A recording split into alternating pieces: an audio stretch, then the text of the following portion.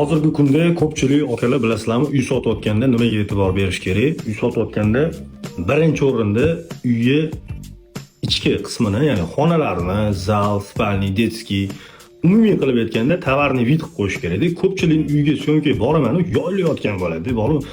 U uyga birinchidan hajmini kichikroq ko'rsatadi, uy yoyilayotganda, ikkinchidan qo'pol qilib aytganda isqirtligi shunday ko'rinib turadi. Tushunasizlarmi? O'sha narsa ham klientni qo'rqitib yuboradi. Video obzorda ham unaqa chiroyli chiqmaydi. Men maqtab reklama qilganim bilaman.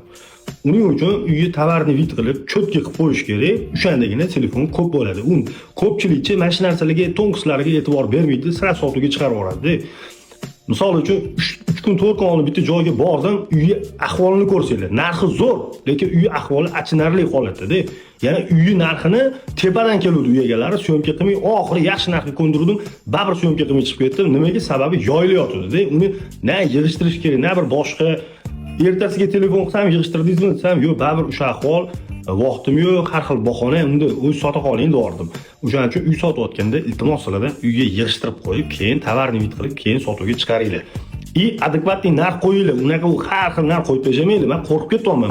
Ko'p joylarni syomkasini atmay qo'yapman. Nimaga? Narxini vaqti baland qo'yib olishganda.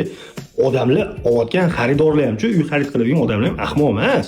Hamma yo'lni o'rganadi, ular mashina sotib olmasa 3-4 martalab ko'radi bitta joyi, yana aylanib boshqa uy bilan solishtiradi.